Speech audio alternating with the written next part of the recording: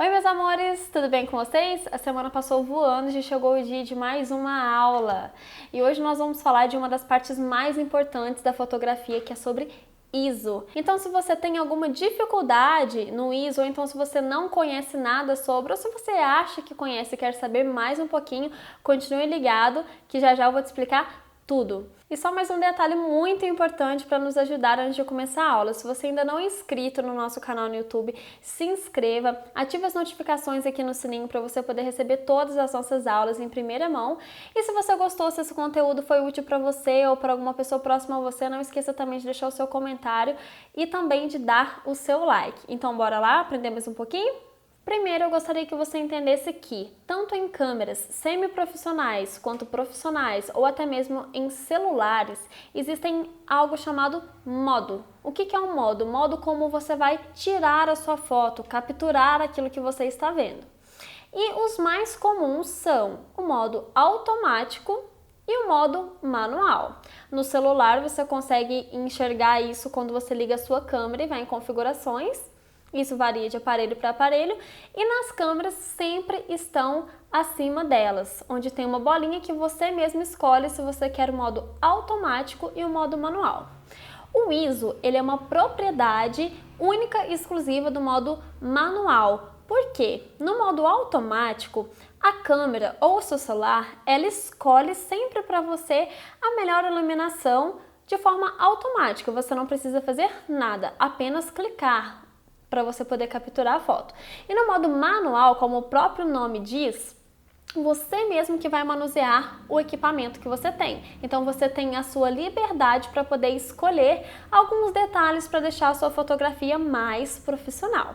Então, a partir de hoje, todos os vídeos que vocês assistirem aqui no nosso canal sempre vão ter conteúdo sobre o modo manual, porque ele é a fonte para a gente ter uma fotografia perfeita e conseguir equilibrar isso de forma profissional. E isso é algo que somente conseguimos com essa função. O ISO, ele nada mais é do que a sensibilidade do sensor à luz. Alguns detalhes muito importantes sobre ele é o seguinte: você pode calibrar o ISO e você deve calibrar ele, mas você deve entender que não existe um padrão. O ISO, ele é classificado por numerações, que nós vamos daqui a pouquinho ver isso na prática para vocês fixarem bem esse conteúdo. E vocês precisam entender que aqui não tem pegadinha nenhuma. A regra é clara.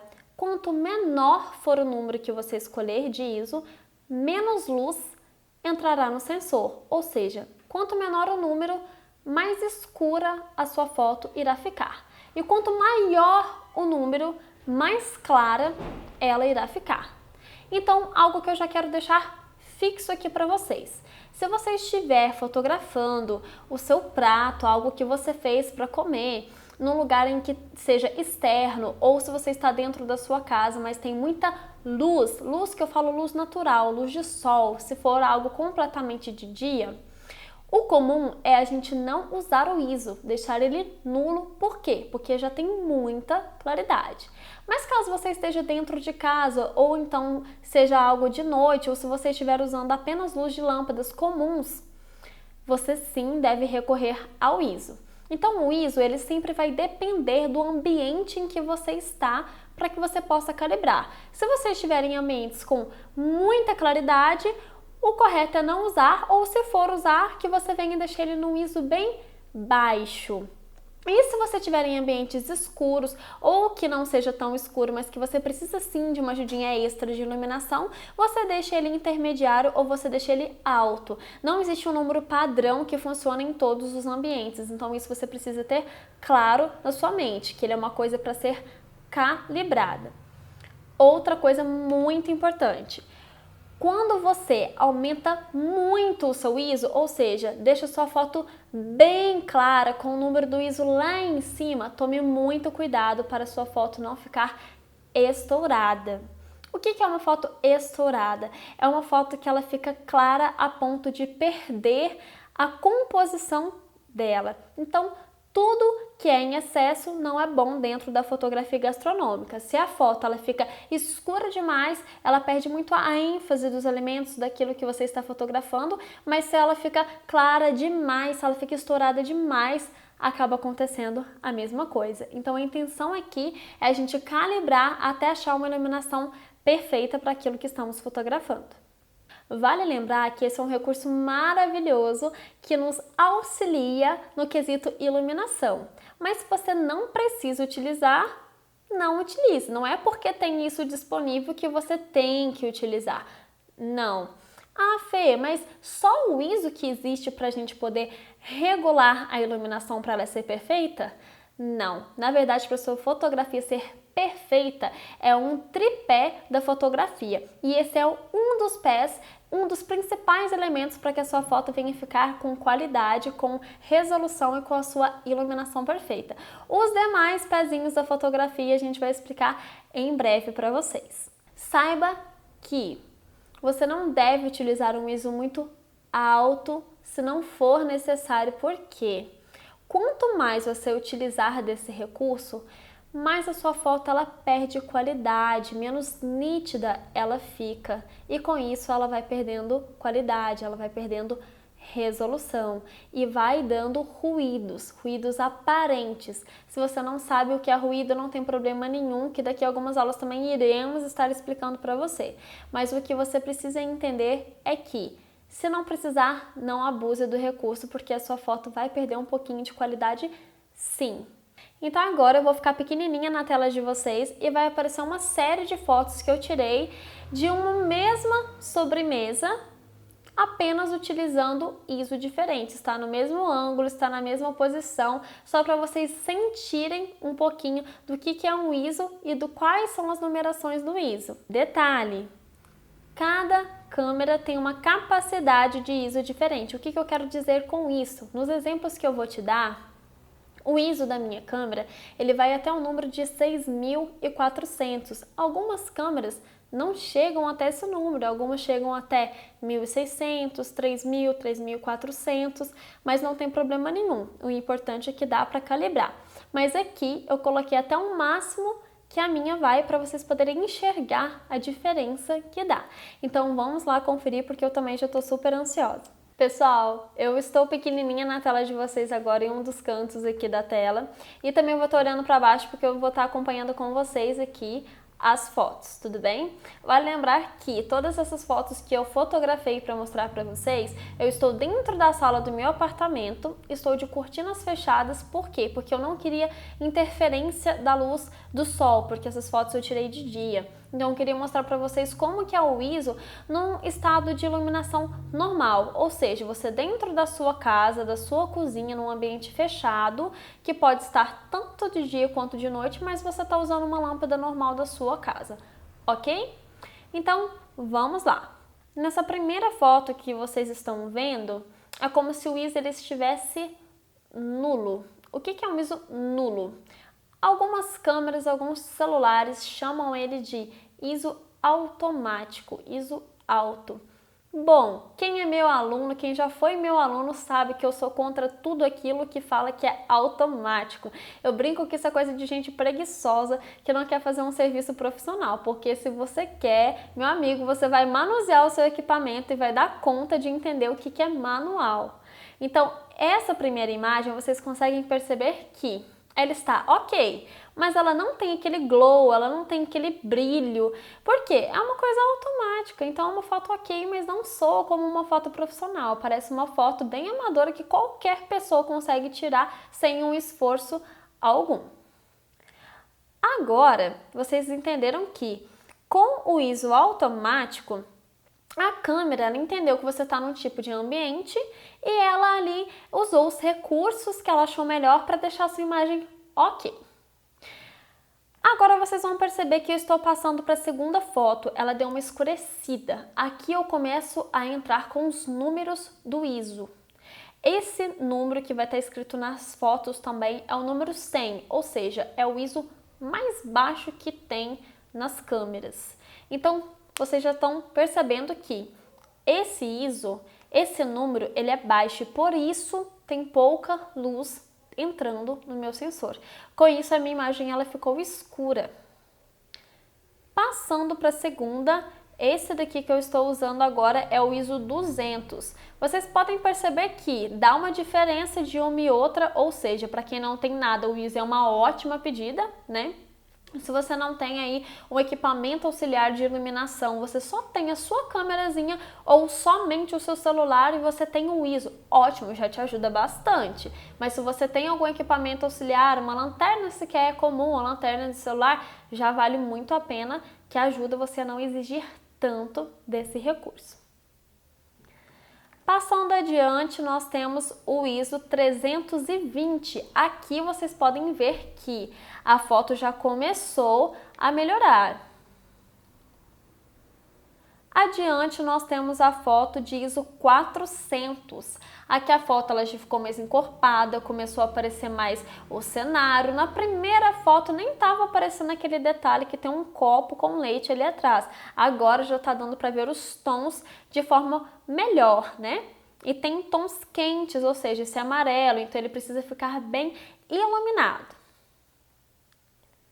Passando para o próximo, nós temos o ISO 500, ele já começa a encorpar bem mais a cor. Então o tom que é quente, ele fica bem mais intensificado e o tom que é frio também. Aqui nós entramos no ISO 640. Aqui a gente está chegando numa iluminação quase perfeita, onde todas as composições estão em evidência, o nosso foco principal está em primeiro plano e as cores, que é algo muito importante dentro de uma fotografia também. Agora nós chegamos no ISO 800, que eu achei ele perfeito, tanto o ISO 800 quanto o anterior estão com uma imagem perfeita, uma iluminação perfeita, acho que ficou bem vivo a fotografia. Aqui vocês conseguem ver todos os elementos e percebam o quanto uma iluminação boa faz total diferença. Nas primeiras fotos, essa calda aqui de chocolate que tem em volta do prato, ela mal está aparecendo. Nessa daqui, que o ISO ele é um pouquinho, que ele é quase que um intermediário, né, que é o ISO 800, vocês podem ver que ela tem uma luminosidade, é quase um espelho essa calda de chocolate. Aqui ela já dá uma clareadinha a mais, ISO 1000. Conseguem captar a diferença? Passando aqui para o ISO número 1250, percebam que ela quase começa a querer dar uma estourada. O que é isso? Ela começa a perder um pouquinho a forma.